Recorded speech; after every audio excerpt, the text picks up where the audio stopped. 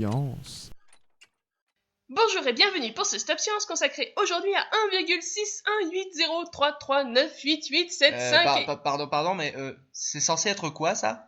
C'est la divine proportion, voyons, le nombre d'or. Celui qui expliquerait tout de la spirale des gigantesques galaxies à celle des microscopiques foraminifères en passant par les nautiles, les pommes de pin et nos propres proportions corporelles. Si on en croit la sagesse populaire, les livres de maths et surtout les fonds d'écran Microsoft, le nombre d'or serait partout dans la nature. Quoi de plus merveilleux qu'une belle spirale? Quoi de plus harmonieux que toutes ces courbes entrelacées? Son omniprésence dans la nature témoigne de l'harmonie qui règne dans notre monde, du soin apporté par Dame Nature à la conception de notre bel univers. Dame Nature, t'es sérieuse? Tu veux dire Dame Nature comme cette Dame Nature-là? Dame Nature? Je t'ai apporté ton petit cadeau. Oui, et moi, mes nouveaux Tampax. Je m'emballe un peu trop, c'est ça? Je crois que t'as deviné. Et puis avant de nous affirmer que le nombre d'or est présent partout, tu pourrais commencer par nous dire d'où il sort le nombre d'or, non? Ah bah ça c'est très simple, le nombre d'or, c'est phi. C'est le ratio de deux valeurs, A et B, tel que A plus B sur A égale A sur B égale phi. Ce que tu dis n'a aucun sens. C'est pourtant très simple. En gros, t'as un segment, tu le coupes en deux morceaux, A et B. Mais pas au milieu, de telle sorte que la longueur totale A plus B, divisée par la longueur du plus grand segment, A, soit égale à la valeur que tu obtiens en divisant les deux segments, A et B entre eux. A est à B ce que A plus B est à A. Quoi? C'est ça le nombre d'or? Un bête ratio? Une division? Ça a l'air vachement arbitraire comme truc. Non mais parce que ça l'est complètement. Le nombre d'or est un outil mathématique créé avant tout par les matheux pour les matheux. Et le nombre d'or, c'est aussi la seule solution à l'équation x carré moins x moins 1 égale 0. Non mais attends là. Un terme au carré? Un terme simple? Une équation égale à 0? Tu veux dire que le nombre d'or, en fait, c'est la solution d'une équation du second degré? J'ai ressenti un grand bouleversement de la force, comme si des millions de voix avaient soudainement hurlé de terreur. Ça suffit là, tu vas jouer sur la peur des maths, c'est fou quand même. Dites que vous n'aimez pas Walking Dead, tout le monde vous prend pour un idiot. Alors dites que vous comprenez rien aux maths, soudainement vous passez pour un héros. Pardon madame, je le referai plus. Merci, oui. Et la solution de cette équation, c'est 1 plus racine de 5 sur 2, soit environ 1,618 et des poussières, soit phi, le fameux nombre d'or. Bon bah elle est pas bien jolie cette divine proportion. Arbitraire à souhait, et c'est même pas un nombre entier. Alors qu'est-ce qu'il a de particulier ce ratio en or massif pour mériter tous ces honneurs? Ah, ça, c'est que de par sa définition, il possède des propriétés géométriques qui facilitent la répétabilité des motifs, même à des échelles de taille différentes. Si on a un segment et qu'on le divise par 1,618 et des brouettes, on obtient deux plus petits segments, et en recommençant la division par 1,618 sur le plus grand des deux, on obtient deux nouveaux segments, encore plus petits, dont le plus grand, toujours conforme au nombre d'or, peut à nouveau être divisé par 1,618 et ainsi de suite. En appliquant cette recette mathématique sur un rectangle, on obtient des rectangles qui s'imbriquent les uns dans les autres, la longueur des uns formant la largeur des autres. Et en prenant la diagonale de ces rectangles et en arrondissant un petit peu les angles, on obtient une belle spirale. Les propriétés du nombre d'or permettent de répéter la construction de formes géométriques d'une même architecture, mais à des échelles différentes. Et c'est très pratique pour la croissance de certains êtres vivants, où des formes similaires de différentes tailles peuvent ainsi s'imbriquer les unes dans les autres de manière précise. D'un point de vue strictement théorique, on comprendrait aisément que l'apparition de formes vivantes tendant à se structurer autour des proportions d'or soit favorisée lors de la sélection naturelle. Il suffit en effet de ne construire qu'une seule fois un élément donné, puis d'un seul gène commandant de répéter la construction de cet élément à différents stades de la croissance pour obtenir un être vivant tout entier. Pas besoin d'avoir un plan détaillé pour assembler chacune des parties de votre corps. Faites-en un morceau une fois et recommencez autant de fois qu'il le faut. Et le tour est joué. C'est exactement comme une courbe dite fractale. Tout part d'une idée très simple. Vous prenez un segment, vous faites un triangle au milieu du segment, puis vous recommencez l'opération sur chaque face du triangle ainsi obtenu, puis vous recommencez encore une fois sur les triangles ainsi formés, etc., etc., etc. Et alors finit par apparaître quelque chose qui n'est plus une droite, mais bel et bien une structure complexe, une courbe dite fractale. Pourtant, toute cette complexité n'est que le fruit de la réitération de la même opération, fondamentalement très simple, plusieurs fois d'affilée. Il ne serait pas étonnant que les êtres vivants fonctionnant d'une telle manière connaissent un grand succès évolutif. Quelle chance laisserait un organisme dont l'ADN n'aurait qu'à dire « fais ça une fois et puis recommence jusqu'à ce qu'on te dise d'arrêter » à un autre dont l'ADN devrait programmer la forme de chaque centimètre carré de son anatomie. Il faut bien admettre que le premier aurait un avantage singulier sur le second. Dans une fractale, les motifs sont imbriqués les uns dans les autres et se répètent à l'infini. L'imbrication des structures les unes dans les autres, comme dans une courbe fractale, est elle-même très avantageuse du point de vue évolutif. évolutif, car elle permet de mettre un maximum de structure dans un minimum de place. Cela permet de produire plus de descendants quand ladite structure est impliquée dans la reproduction, Ou bien de stocker plus de nourriture dans un minimum d'espace. le recours au nombre d'or serait donc économique. Avec peu de gènes, il optimiserait l'espace et éviterait le gâchis de place. Mais quoi? On parle de biologie là, il y a toujours un mais. Mais non, y a pas de mais qui tiennent. Mais si, il y a forcément un mais. Ouais bon, évidemment, ça n'est applicable qu'à des structures répétables. La divine proportion ne s'applique pas au corps humain, par exemple. Il n'y a pas de raison pour que les proportions humaines suivent particulièrement le nombre d'or, puisque sa croissance n'a rien à voir avec une répétition du même élément en une version plus grande ou plus petite. Et non, un bébé ce n'est pas un adulte modèle réduit. Il a ses propres proportions, et l'adulte ne lui ressemble pas vraiment. Tout juste peut-on chercher le nombre d'or dans certaines parties qui se construisent comme une répétition d'éléments, comme les phalanges, mais même là, il faut bien admettre que c'est pas gagné. Et puis...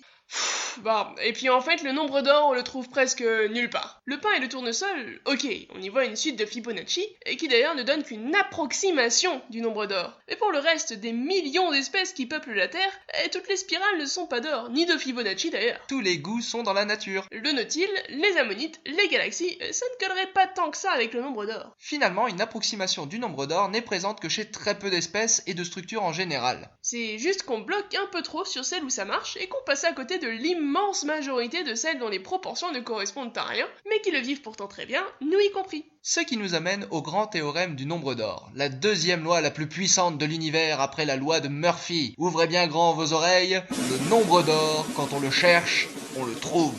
Toute base de données contenant des nombres et triturée suffisamment longtemps à la recherche du nombre d'or finira par vous donner un nombre d'or. Le nombre d'or fait partie de ce genre d'objet scientifique à qui on fait dire bien plus de choses qu'il n'en est capable. Parler de divine proportion, c'est légèrement exagéré. Notre attrait pour la divine proportion reflète notre envie de comprendre notre monde. Elle est l'héritage des grands savants du 19e siècle qui cherchaient à tout comprendre au travers des mathématiques. C'est en quelque sorte l'incarnation de ce vieux rêve des physiciens d'antan, qui pensaient pouvoir un jour mettre la nature tout entière en équation. Attends là, pourquoi il y aurait que les physiciens qui auraient envie de mettre la nature en équation? Après tout, comprendre les rouages mathématiques des êtres vivants et de leur évolution, ça aiderait surtout les biologistes, non? Oui, c'est certain, mais les biologistes, ça fait très longtemps qu'ils ont compris que l'évolution des espèces se torche avec les maths. Voyons, surveille ton langage. Ah non, y a pas un mot de trop. Les êtres vivants se contrefichent des lois, ils n'ont aucune loi, ils sont au-dessus des lois. La loi, c'est moi. La loi de Kopp, qui dit que les mammifères ont tendance à grandir au cours de leur évolution. Cette blague. La loi de Bergman, qui stipule que les espèces vivant près des pôles sont plus trapues que leurs homologues des pays chauds. On s'assoit dessus, voyons. Il est impossible de survivre dans le vide spatial. Laissez-moi rire. Les tardigrades font ça très bien. Survivre dans un bain de mercure? Vous n'avez rien de plus difficile? La loi de la gravité, vous pensez réellement que la loi de la gravité est inviolable? Je me gosse. Toute cette naïveté, c'est si mignon. Et celui-là, il a pourtant bien des ailes, non? Ellie, vous pensez vraiment qu'il aurait dû s'effondrer sur lui-même?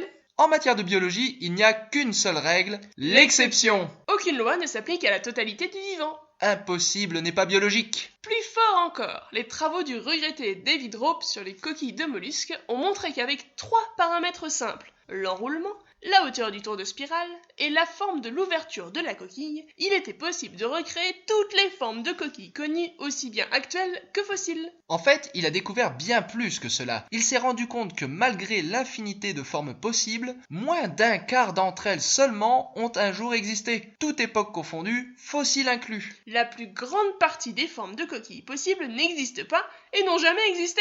La nature ne fait pas seulement des choses impossibles, elle se permet aussi parfois le luxe de ne pas faire certaines choses, pourtant très faciles. Quand on vous dit que le vivant s'assied sur les règles, pourtant ça n'a pas découragé Alan Turing. Qui ça? Oh, tu connais pas le célèbre génie des mathématiques, héros du film Imitation Game? Turing! Alan.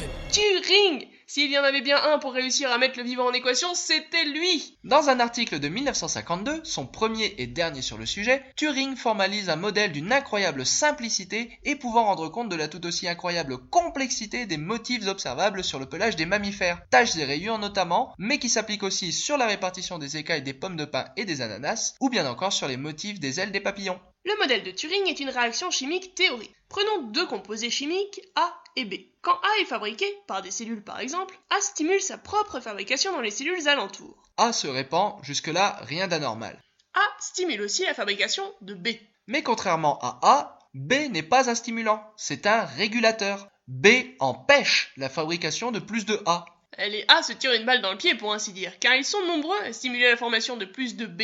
Alors que va-t-il se passer? Bah là comme ça, si l'un stimule l'autre et que l'autre le régule, je dirais que les deux vont finir par s'équilibrer. Et oui et non. En fait, ils vont bien s'équilibrer, mais ce serait un équilibre dynamique. Regarde, dans un premier temps, A s'est répandu car il se stimule lui-même, mais il stimule aussi la fabrication de B. Arrive donc un moment où B va devenir à son tour très abondant, trop abondant. Ah oui, B va réguler A, mais au final, sans A pour le stimuler, un déficit en B va finir par s'installer, jusqu'à atteindre une sorte d'équilibre. Là, A est trop abondant. Il ne peut pas régresser plus car il s'auto-stimule. Et ici, B ne peut plus réguler A davantage, car c'est A qui le stimule.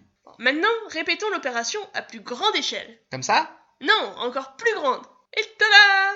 Mince alors, des rayures vertes et rouges. Et oui, et remplace l'emplacement de A par une protéine, disons de la mélanine, le pigment de la peau et des poils, et celui de B par une autre protéine incolore, et on obtient...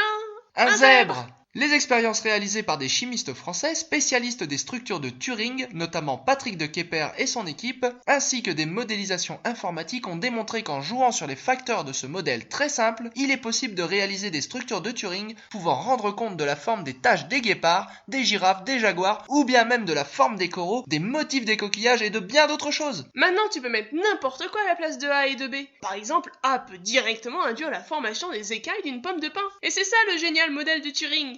Quelle puissance, quelle simplicité! Il prévoit même que les dimensions de la surface sur laquelle ont lieu ce type de réaction chimique vont avoir une influence sur la forme des structures observables. Par exemple, le modèle prédit que sur des surfaces plus grandes, les rayures vont avoir tendance à devenir des taches. Exactement ce qui se passe entre la queue et le corps du guépard. C'est magique! Non, mieux que ça, c'est mathématique. Mais alors, ça veut dire que c'est certainement le même mécanisme qui commande la formation des rayures des zèbres et des taches de guépard, même si ces deux motifs sont très différents. C'est une possibilité plus qu'envisageable. Il suffirait pour cela que le facteur qui commande la formation des motifs apparaisse très tôt chez le zèbre, quand il est encore un petit embryon, mais bien plus tard chez le guépard quand sa surface de peau est plus grande. C'est même plus fort que ça. On a pu calculer que, étant donné la largeur des rayures des zèbres à l'âge adulte, le facteur commandant l'apparition des rayures devait apparaître très tôt durant le développement du petit zèbre. Dès le 21e jour après la fécondation sur un embryon très petit, chez le zèbre de Burchell qui possède de larges rayures. Elles sont ensuite plus étroites chez le zèbre des montagnes et celui de Grévy, chez qui l'apparition du facteur commandant les rayures a été estimée à l'âge de 28 et 35 jours respectivement, sur des embryons proportionnellement bien plus grands. Et c'est exactement ce qu'on observe sur les embryons de ces animaux. C'est dingue un tel pouvoir prédictif. Et c'est pas tout. Il est même possible de créer une réaction oscillante. Si A continue de décroître à cause de B, alors B finira par décroître aussi, parce que c'est A qui le stimule. Et dès lors, A pourra recommencer à s'auto-stimuler comme avant, reprenant le dessus sur B. Jusqu'à ce que B soit de nouveau en quantité trop importante et régule de nouveau A. Et ainsi de suite, tant qu'il y a de quoi fabriquer du A et du B, ça ne s'arrête jamais. Et félicitations, vous venez de créer une horloge biologique, chimique. Et tout ça uniquement à partir d'éléments chimiques inertes qu'on ne fait que mélanger. Tout le reste, les structures de Turing et les oscillations, se forment juste naturellement, spontanément quand les réactifs se rencontrent. Grâce à de telles oscillations, il devient très facile de mesurer le temps et surtout de commander à un organisme de répéter une opération de façon cyclique. À chaque fois que la quantité de A devient la plus importante, mon organisme rajoute un triangle sur chaque segment de droite. Ou bien il rajoute une ramification à cette feuille de fougère par exemple. En combinant ainsi les fractales avec le modèle de Turing, c'est tout un univers de possibilités morphologiques qui s'ouvre à nous. Et comme tout cela fonctionnerait de façon excessivement simple, il n'y a pas de raison que la sélection naturelle n'en ait pas voulu. Ça ne veut pas dire que cette explication est la bonne, ou que ce mécanisme soit le seul à œuvrer dans la nature. Non, il ne s'agit pas de THE vérité, mais c'est quand même un modèle vachement élégant et raffiné. Il faut toutefois nuancer notre enthousiasme. Même si ce modèle s'avérait vrai dans le cadre des motifs décrits ici, Qui reste somme toute assez limité, il faut bien l'admettre. pour ce qui est de la mise en équation totale de la vie dans son ensemble, de son écologie et de son évolution, c'est pas de mal à veille. C'est tout de même un pas en avant, et les chercheurs s'autorisent chaque jour un peu plus à prendre au sérieux la possibilité de prédire à quoi ressembleront les mondes du futur. En conclusion, le modèle de Turing offre une nouvelle perspective sur l'évolution des structures complexes que les recherches sur le nombre d'or n'avaient fait qu'effleurer, car trop limité, cantonné, que dis-je, borné à l'étude de ce seul et unique ratio. Le modèle de Turing, plus facilement généralisable, explique bien mieux comment de la simplicité peut naître une grande complexité. Turing ne résout pas seulement le mystère des rayures du zèbre, des taches du léopard ou des feuilles de fougère, il démontre que d'un seul type de phénomène chimique simple peut découler une grande complexité morphologique. Avant Avant Turing, on pensait que chacune des tâches du léopard devait avoir sa propre ligne de commande ADN, chacune indiquant individuellement à chaque cellule de la peau de l'animal où, quand et comment sécréter le pigment, afin de créer l'exact patron de la tâche qu'il fallait. Imaginez l'usine à gaz. Maintenant, grâce à Turing, on sait qu'un tout petit nombre de gènes suffisent, 2 gènes en fait, un autostimulateur et un régulateur, c'est tout. La physique et la chimie font le reste. Turing nous éclaire sur l'origine et le fonctionnement de la vie en général. Grâce à lui, nous savons désormais qu'à partir de composés chimiques inertes naît une structure en équilibre dynamique, presque vivante. Si l'un de vos sourcils se rehausse à l'évocation de cette drôle d'idée, alors c'est qu'il faut qu'on vous éclaire avec une petite analogie, et justement, parlons éclair. Avec du chocolat? Non. Du café? Non plus. Les éclairs et leurs ramifications complexes, leur déploiement harmonieux et leur puissance prodigieuse sont l'œuvre de phénomènes physiques très simples. Il ne serait pas étonnant qu'avec votre double décimètre, en mesurant cette arborescence lumineuse dans tous les sens, vous ne finissiez pas par y découvrir une une olympique proportion. Pourtant, cette forme aussi fascinante et complexe qu'elle soit est issue d'un simple phénomène électrique, du plus, du moins, qui rentre en contact, et c'est tout. Ce phénomène est parfaitement compris depuis très longtemps déjà. Le monde est plein d'autres exemples de processus apparemment très complexes qui pourtant ont une origine physico-chimique fondamentalement très simple. Et ce qu'Alan Turing nous a appris, c'est que la vie pourrait bien être de cela. Merci à tous. La complexité qui apparaît toute seule, ouais. Enfin, c'est pas une explosion dans une imprimerie qui a écrit l'intégrale de Victor Hugo non plus, hein. En fait, si t'y réfléchis bien, notre système solaire est issu de la condensation d'un nuage de matière né de l'explosion d'une supernova. L'accrétion des gaz puis des particules a ensuite conduit à l'apparition de la Terre, sur laquelle la vie est apparue et l'être humain a évolué, et puis Victor Hugo est né. Donc dans un sens, si, c'est bien une explosion qui a conduit à l'écriture des romans de Victor Hugo, mais ça a juste pris 7 milliards d'années. Avec le temps, même l'impossible devient inévitable.